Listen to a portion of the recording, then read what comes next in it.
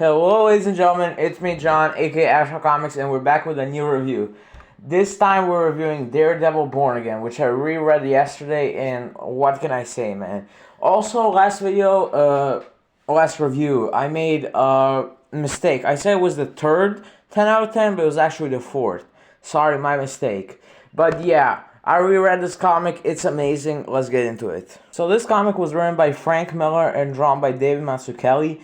And despite it coming out like 80s, 90s, I'm not sure when it came out, the art is very good. I'm not really the biggest fan of that old school art style, but when it's done correctly, it's great. And what can I say about Frank Miller? One of my favorite writers, probably your favorite writers. He did a great job on many characters like Batman, that Daredevil, as you can see, also Wolverine, which I actually reviewed a few months ago. You should definitely check that out.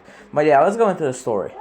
So this story starts off in Mexico, and we see Karen Page. She is Daredevil's ex-girlfriend, and I think his ex-secretary. And she went on to be a movie star, but now she's stuck making adult videos. And basically, she also got addicted to heroin, or any other drug for that matter. And she's selling everything she can to get a little bit of that fix, a little bit of that dope, if you will. And to some low-life dealer, she literally sells Daredevil's secret identity. Matt Murdock's secret identity, I guess. Who is Daredevil. And basically that guy then sends it to someone else, and that guy sends it to someone else, and that eventually comes to Wilson Fisk, aka the Kingpin. Daredevil's, without a doubt, most iconic and most famous enemy.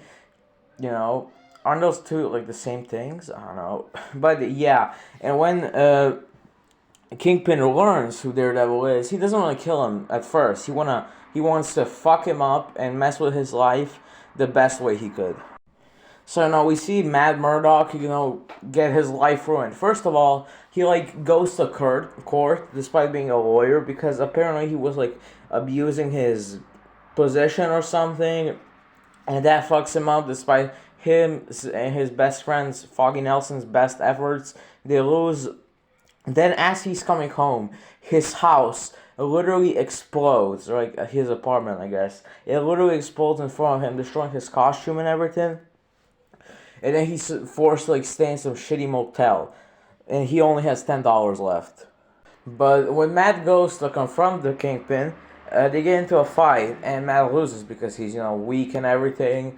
And the Kingpin literally puts him in a car and sinks him in a river or a lake or something.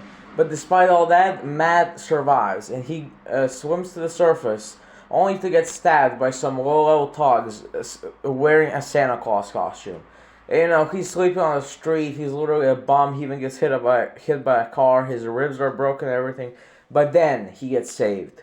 He gets saved by this nun called Maggie, I think, who I'm pretty sure is his mother. Matt straight up asks her this, are you my mother? Because if you guys know anything about Daredevil, you know that he was raised by his father. His mother wasn't there.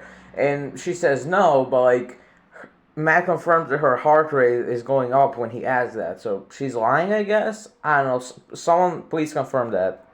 So there's a lot of beautiful panels that we're going to go over. But yeah, I think the main motive of this story is rebirth, redemption, that even at your lowest moments, even at your most fucked up moments, where you're literally sleeping on the street, you can be reborn, you can be better and everything, you can be the best version of yourself.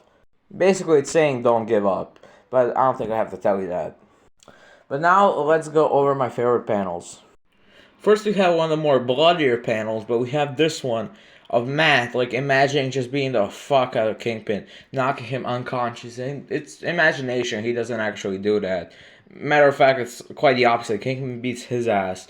But yeah, he's just imagining and wishing that he could do that, it's very good. Then we got one of the most beautiful panels in the whole comic. We got Maggie and finding Matt, it's just beautiful, man. It's one of the most iconic panels, and it's just beautiful. I'm a Christian too, so I appreciate it even more. But yeah, it's very, very cool. And finally, we got this one. My God, I think I'm about to bust just from seeing this. Hold on, pause. But yeah, it's just beautiful. The fire, The Daredevil costume and those shadows and everything. Fucking perfect. Look at this sign, man. It's amazing. I have no words about how good this is. David Mazzucchelli, what can I say? Amazing artist. I really want to see more of his work. Great. I'm pretty sure he also did work on Batman Year One, which I will also have to pick up eventually. I really want to have that comic and read it. You know, I'm not really the biggest Batman fan. I do like some of the movies and stuff, but I want to read more Batman. One of the first reviews I did was Batman, though. Never mind, going off topic right now, but yeah, just art is amazing. Writing is really good. Also, do you guys notice how much I say like interesting and yeah, but yeah, that's very interesting. Hold on. Anyways, this comic was just amazing. Now, as I mentioned, I reread it. So I got this comic a while ago, and I read it. And when I read it the first time, it was good. I liked it, but just I didn't see how it's a masterpiece. But it was probably because I was tired and everything. I wasn't feeling that Daredevil edge at the time. But the second time I reread it when I was fresh, ready to get into this comic again, I loved it. I really did. So without a surprise, this comic is an easy 10 out of 10. No questions asked.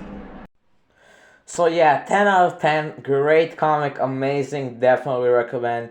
Get this comic if you're starting Daredevil. It's a great starting point despite it being Frank Miller's last comic on Daredevil. Or get it if you're into the character, get it if you're into the Netflix TV show, get it if you're into that shitty 2003 movie, get it if you're planning to watch the new miniseries, whatever. Just get this comic. Get this fucking comic, dude. I'm gonna beat your ass.